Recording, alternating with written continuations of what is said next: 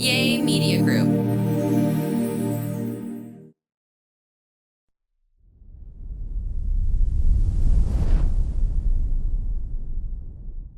Welcome to a brand new edition of the Fitish podcast. We're awfully dressed up for a morning. Yeah, Francisco told me for a change. Yeah, that's true. Francisco told me yesterday, hey, we have this awesome event to go to. Do you have anything going on? I was like, no, when is it? He's like, well, it's here. It's at 2:00. And I said, great. Like, I'm always game to do a nice event with Fran. It's for his work. But then you told me, I was like, what do we got to wear? And you're like, well, it's formal. I think that's such a hard thing about moving to another country too, because you really don't know. For a guy, it's a bit easier because they can wear a suit usually. And I said to him, I go, is it black tie?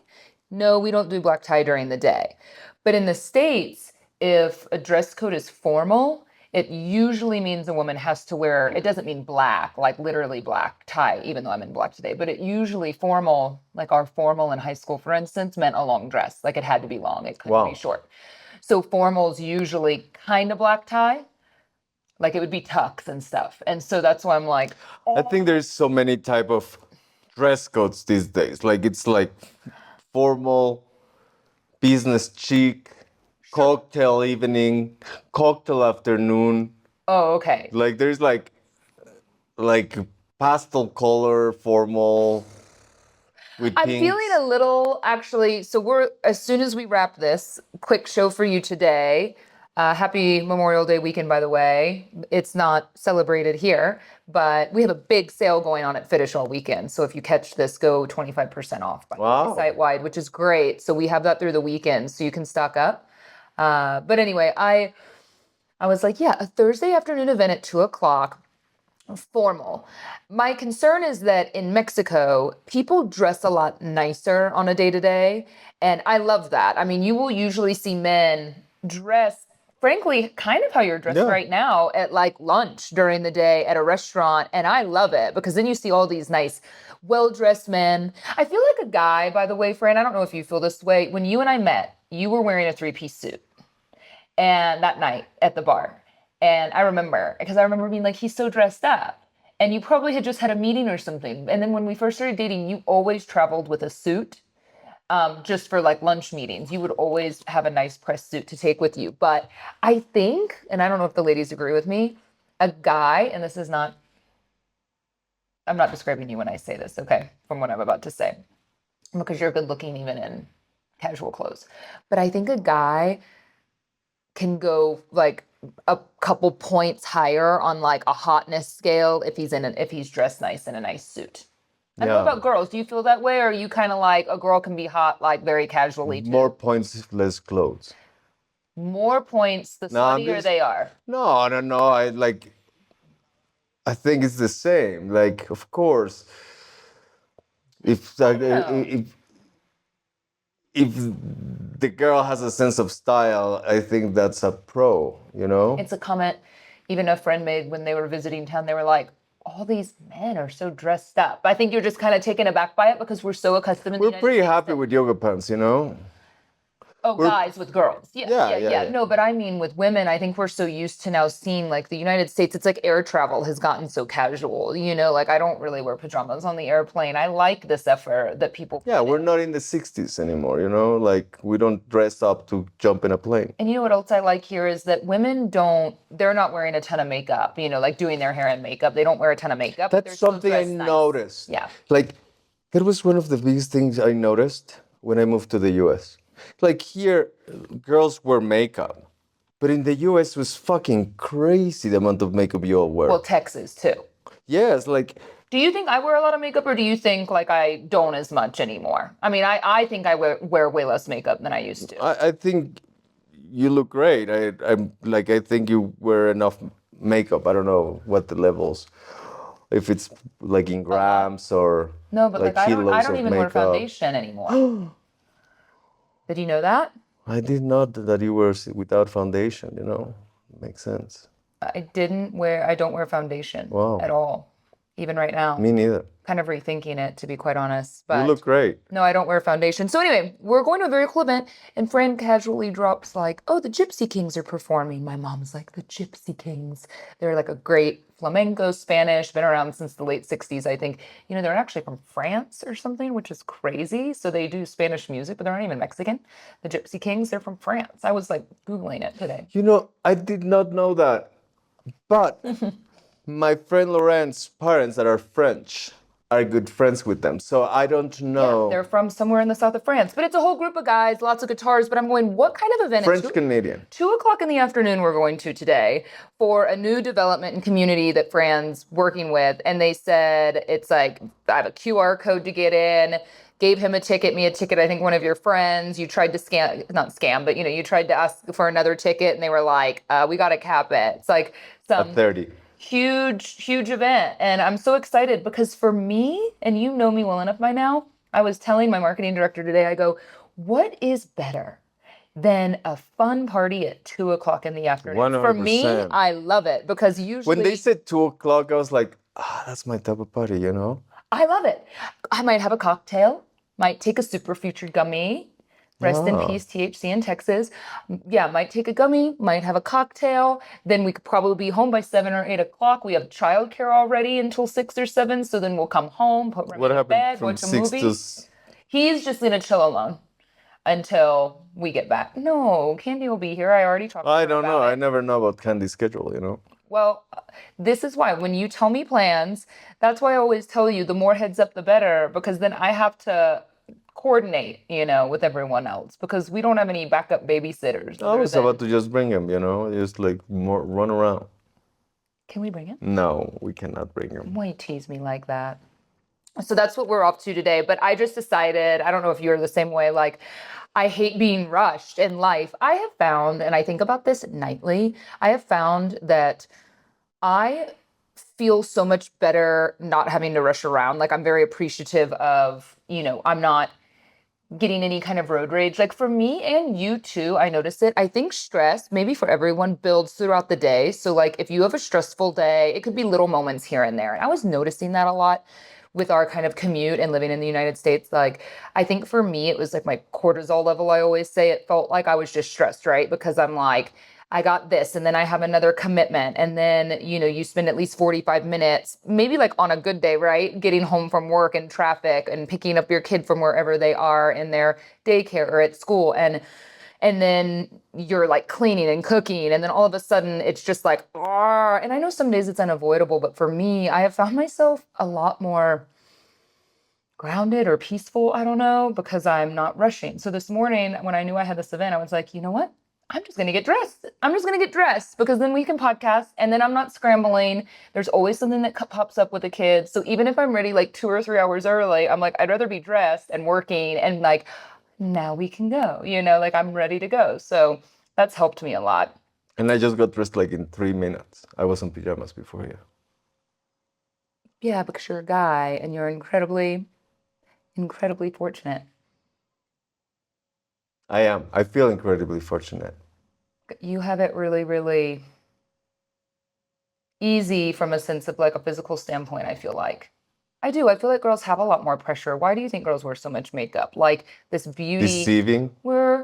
Yeah, because we're told we need to be so beautiful. And I think it's really hard to go bare and naked into the world. But I'm like, I've embraced it a bit more. I mean, sure, I have makeup on today. I actually curled my hair for the first time in a while. I have no nail polish on.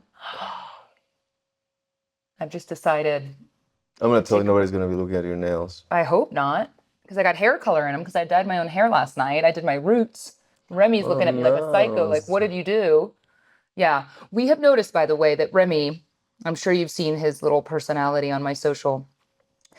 I said to Fran last night, I go, I want to talk to you because I've noticed that, and I don't know if y'all notice with your kids, not just that they literally grow physically overnight, but you'll notice over a few day period of time that they're growing, like developing so much more because their sentence structure is different or the words they're saying or what they're paying attention to and their memory, right? And so something that Fran and I do that we love, and I would highly recommend it. And some nights are easier than others, but remember, we started this when he was really young, and I used to say, what was your favorite part of the day? And he didn't really know, and I've told the story before because then the next day he said something to me about the day, so it's like he was thinking on it and processing it, but we still keep up with it. We still do that every single day. We talk to him about his day. Sometimes we talk him through the day and what we did, and it's usually always like, I walked to get ice cream with Papa. It's always the favorite moment of the day. But he will list off like all of his classmates that he likes. And it's just a really cute thing to see. I love it. But yesterday, I caught myself because he was eating and I've noticed that he's really paying attention to all the words I'm saying and trying to understand them. And Fran and I, like, our issues, like, Fran will swear a lot and not stop himself. And I was like, there's going to come a day, like he's just ignoring it for now, but you gotta stop. But last night I caught myself because I said, Wheezy was like, she's like panting under the table as he was eating and her breath is so foul. She's dead from the inside. And I was like, Wheezy, your breath stinks. Get out of here. He looked at me. He was like, you stink, Wheezy. I was like, oh man, I think this is a moment that I need to tell him. Not that stink is a bad word, but like, I don't want him rattling that off. And it's so hard to know sometimes like how smart your kid is. Like, do they understand if you tell them, do you ignore it I and think not call attention to it, right? That's sometimes what you do if they swear or something. Or is he smart enough? Because now he kept saying stink. And I looked at our babysitter and I was like, ugh. And so I said, Remy, Mama wants to talk to you. And he looked at me like, okay. And I said, sometimes you're going to learn words. You're very smart. You know a lot of words. Sometimes you're going to learn words that we don't say unless we're talking about animals. Like I grasp on animals. And my mom walks by and he goes, like, Grandma Candy's stinky. I was like, no. She laughed. It was fine. But I was trying to use it as a moment of like, sometimes there's words, but then I didn't want to give him another example. Like I didn't want to give him another piece of ammo to work with. So the babysitter said he's been saying stupid a lot lately. And I was like, oh, so I brought that up. I was like, we don't call other people stupid. We don't say they stink. It's not a nice thing at all. Do you understand? And he was like, like, oh. sometimes I think that is the hardest part, knowing when you just do not pay attention to it. Like you say it, he says it, and then you just keep talking and he completely forgets about it. Stupid, it's something that he might hear a lot more often. Yeah, I know. I think we're going to have to pick and choose. I do think that he retains, and I think that he's a smart kid, but it was just like the other day, the video I posted before when I started filming. And the reason I started filming is he was making us laugh so hard because he was very frustrated. And I was telling him to take a deep breath. And he screamed like hulked out, And I looked at Maho, who's our babysitter in the afternoons, and I said, don't look at him. Don't acknowledge it, I was like, and he was screaming just a few feet from us. And I was like, don't even look at him because it was clearly an attention seeking behavior. So I made the call to not acknowledge it. And he goes, hey, Maho, Maho. And so she looks at him and says, yes, Remy. He goes, did you like that? And it was everything we could do to not burst out laughing. We kind of like held it in. And that's when I pulled my phone out and the piece that you saw that he was like, I was like, why don't you take a deep breath? And he's like, yeah, but no.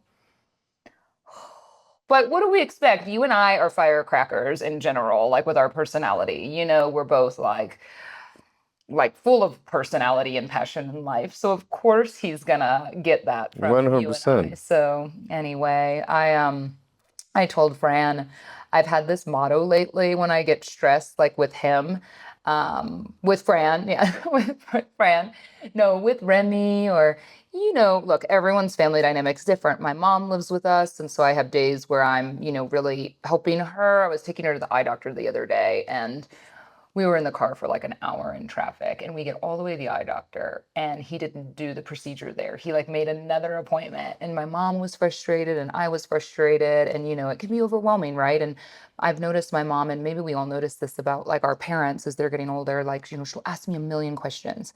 Some days I snap, some days I'm like, Google it, because I've expressed to her, it's like, I think when you're living in a world where you have a lot of people asking you a lot of questions, like I have a company, a business, so I definitely am going to answer questions during the day. And then I have social media and there's questions. And then I have my mom asking me questions, People You really challenge. you don't ask me like a lot of you don't bother me with your question seeking behavior. Like you don't do No, that. no, no. No. And I You try know, not. because I think people push the boundaries of there is not such a thing as a stupid question. People get really fucking close. Do you remember that website that you could send to people, like a real passive aggressive thing that if someone asked you something or they texted you something, you would send them back this website that was, Google? let me Google that for you? No, it's an actual site that said, let me Google that for you. But you would like put it in and send it to And you them. know what is the most infuriating thing? Great. When people ask you a question and they're on their phones and it's like, You know, I why does it rain? It's like, well, Google it. I'll be honest with you, and you know this, and I know you get put out by me. Sometimes I ask you Spanish language stuff because I like an explanation. Like I know there's certain things I can Google, but in the moment when I hear you saying something, I don't know what you're saying. Or like the other day when we were on a run, and I said to this girl, like I was being so brave because she had on those Nike Vomero sneakers, and we were waiting at the light, and I said to her, like I didn't know if I knew how to say it correctly, but I wanted to speak in Spanish. I knew she probably spoke Spanish, and I was just like. ¿Te gustas tus zapatos? And she looked at me like, huh? And I was like, tus zapatos. ¿Te gustas? And I was like, your shoes. Do you like them? She goes, yeah. She acted like I was the creepiest person in the world. Like, bitch, we're both fucking running and I'm interested in the gear. Like, I'm not hitting on her, you know? I'm not like a creep. Like, I'm in running clothes next to her. I just, like, I've been thinking about getting the shoes, you know? And then Brian goes, well, it's Te Gustan. And I go, well, why is it Gustan? I thought it was like gusto, gustas. Like I thought, and boring conjugation conversation. But he was like, no, but that's. So sometimes I ask him because like I still don't fully understand it. If you're wondering, it's been almost a week and I'm still a little confused. But I also get frustrated because I think this is why people have a hard time speaking another language, like or wanting to try like that because it'd be easier to just speak in English. But I wanted to try, but then you get so shot down because people are like, I have no idea what you're saying. And it's like, are you fucking Can kidding me? you Like, you don't know. imagine? Hold on, but like, you don't know if I'm saying te gustas tus zapatos, it's literally a one letter difference. Gustan. Like, you don't know what I'm trying to say when I speak that way.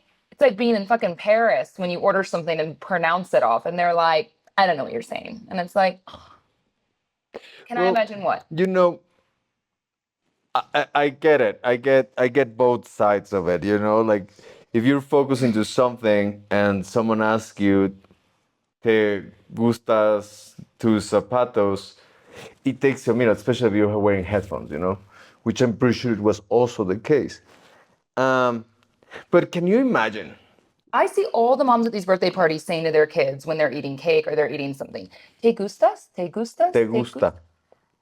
Te gusta." Uh-huh. Okay, again, it's not that fucking different. Yeah. So what did I say?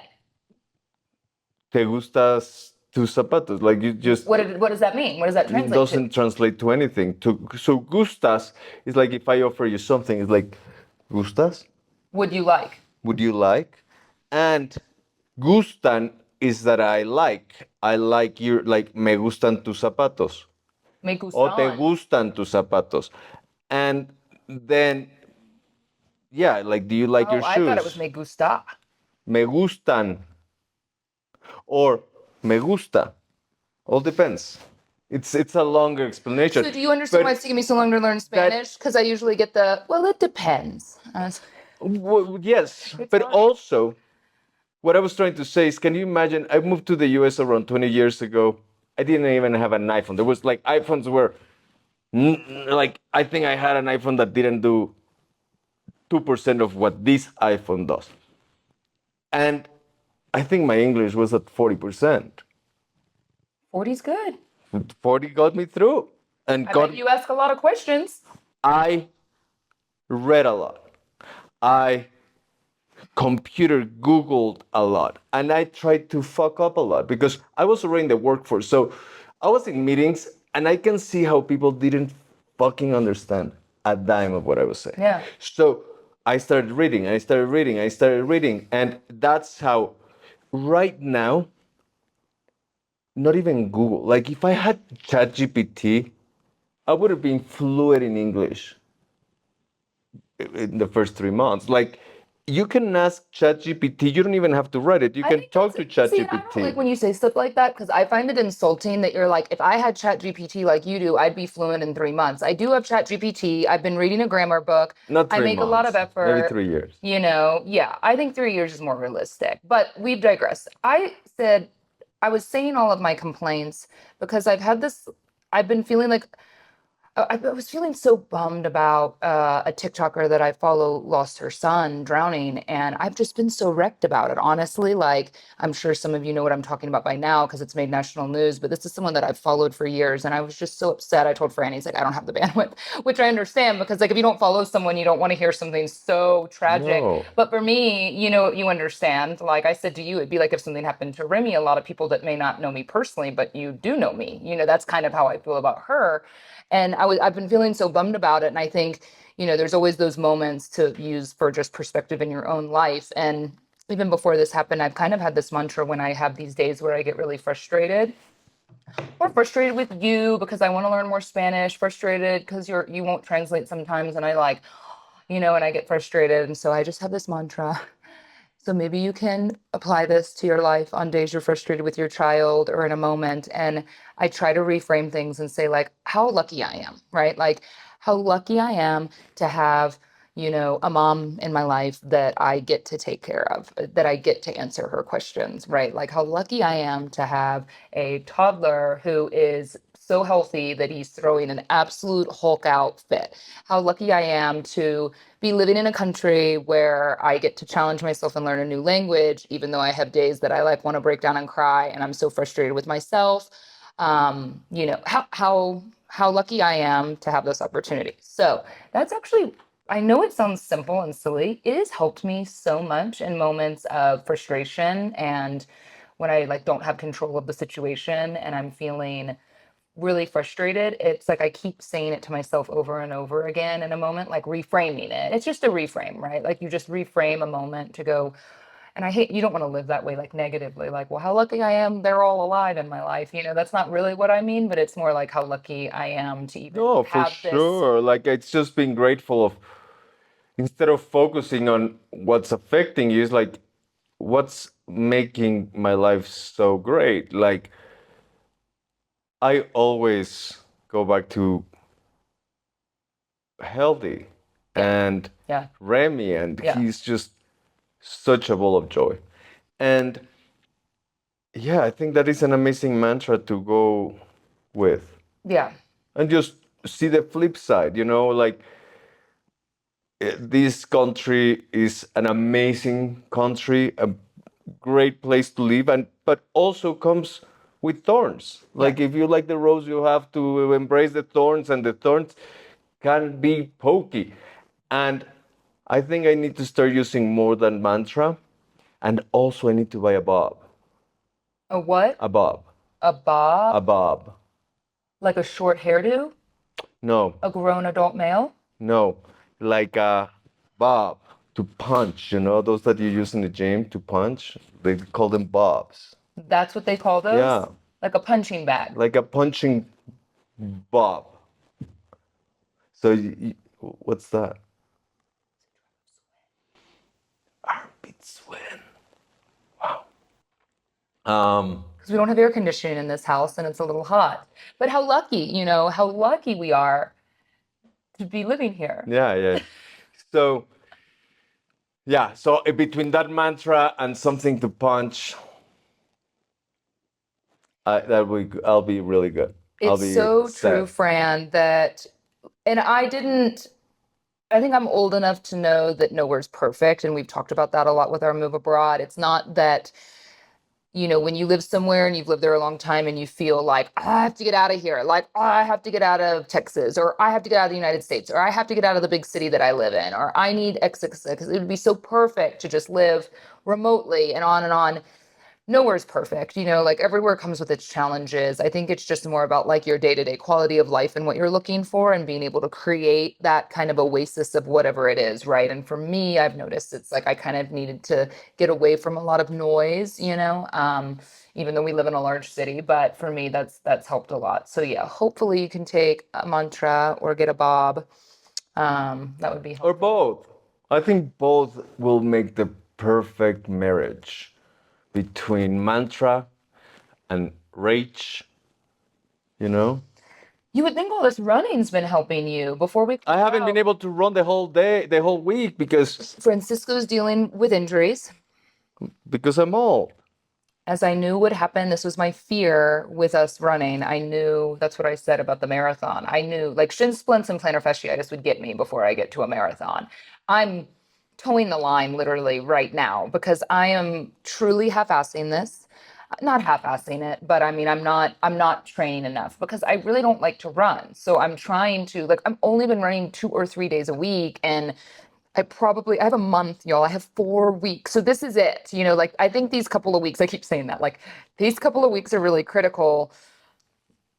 I was going to get up and run this morning, I just didn't. I just didn't do it. I just didn't do it. I just didn't want to do it. I just don't like it. And then I realized, like, I think that's what's so hard when you get older about exercise, isn't it? Because I used to be this person that it was so not easy, but it was just part of my day. Like I had the energy, right? Like I didn't have the responsibilities Yeah, and I also would work binge out. drink, and the next day you were able to go work out. But I could work out in college and after college and in my 20s and in my 30s. And then I don't know, once I had a kid, it's just hard. Every time you go to work out, it's like, I don't want to do it. So it has not gotten any easier. But then I realized, wow, is this how it feels for every grown adult that's not a professional athlete? Like it's just hard and people just do it. Because I think that's it. I think like we all feel the same level of resentment about it, but some people are just like, well, I'm just going to do it. I'm not going to overthink it. I'm just going to do I it. think the second I just go where I'm going to run, I think that's the hardest part. Once Getting there. you start Yeah. running, the first mile it's Is terrible. tough, Terrible. Yeah. but then you start like I start finally feeling like like that momentum. Yeah. It's like, okay, the getting dressed part's all right. Getting in the car and going sucks. Getting out of the car stretching sucks. Getting set up sucks. That first mile sucks. Second mile sometimes The sucks. only thing that doesn't suck is when you finish and you look at your whatever gadget you're working with and you see 5, 6 miles and just like Mile three is all right. Then we fuel. Then, like, I sometimes feel a little bit high around like usually the 5. It takes me 5 to 5.5 miles to feel a momentary runner's high. And you know what else sucks is I don't feel it every time. Now, I have felt a really the good more you high. do it, the more you will feel it. That's something Not I not true for me. I mean, but that's your experience. yeah, no, for sure. But I even felt this way when I played soccer. Like I don't feel it every time. But when I do, it's great, but I don't feel it every time. And sometimes it's like very short-lived. So, yeah, no, I 100% agree with that. Something I have experienced is that the more tough things I do, like last Thursday, like it was like 90 degrees. It was the sun above me, and I went running, I went sprinting, and it fucking sucked. But the next time I went for a long run, I felt amazing. Like once you start doing the hard work, the stuff that sucks, you start enjoying the long runs. Well, that's good. All right, well, we got to go to our event. I hope you all have a great Memorial weekend. Shop the Fitish sale, 25% off. I believe that's going to go until Monday night. By super future, you might not be able to do it anymore after September. Well, for those of you that live in Texas, but we ship nationally. Yeah. So we have a If lot you of ship people in Texas, you better stock up. yeah, we have a lot of people that don't live in Texas, so they'll be in the clear. But we'll catch you next week. Bye. Bye bye.